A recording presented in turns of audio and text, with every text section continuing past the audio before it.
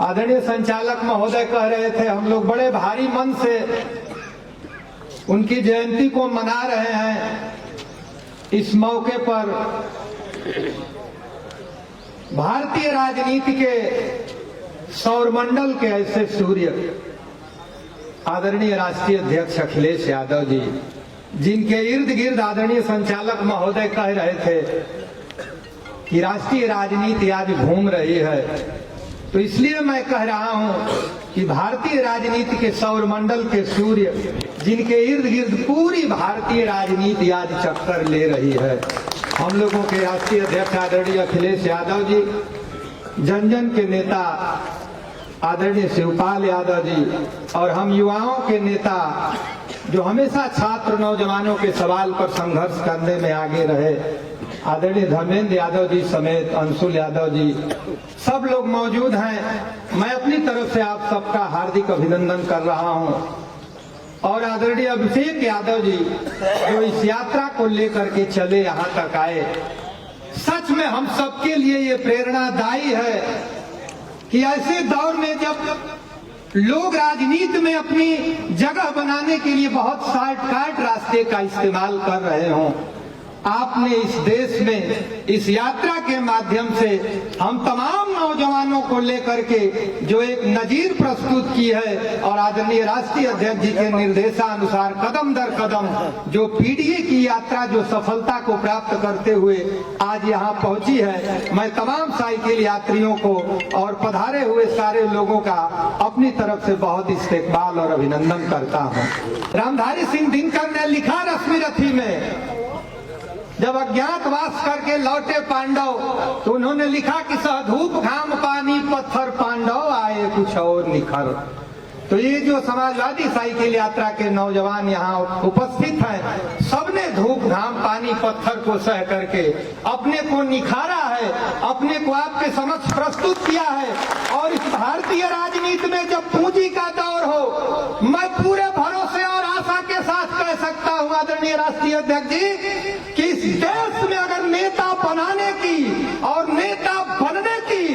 कोई सबसे अच्छी जगह है और सबसे अच्छा नेता है तो आदरणीय राष्ट्रीय अध्यक्ष अखिलेश यादव हैं, जिनकी फैक्ट्री से न जाने, मैं इसलिए कह रहा हूं कि भारतीय राजनीति में न जाने कितने नेता हैं, लेकिन सबका उदय इसी समाजवादी घराने के अगल बगल से हुआ हो, आज कहीं भी हो।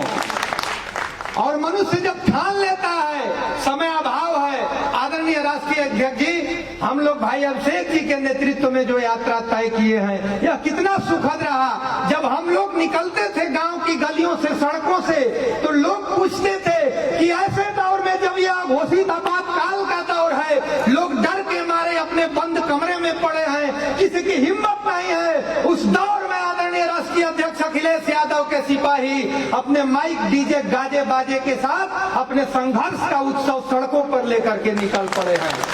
तो हम आपको भरोसा दिलाना चाहते हैं कि ये कभी जब जब आपकी आवाज आएगी हम लोगों के कानों तक, और ठीक कहा उनीस ने कि तमाम थके पदयात्री जब सुबह में आपका चेहरा देख लेते थे तो अपनी सारी थकान, सारी बीमारी, सारा बुखार छोड़ करके हम लोग अल सुबह फिर, और मेरे लिए यह सौभाग्य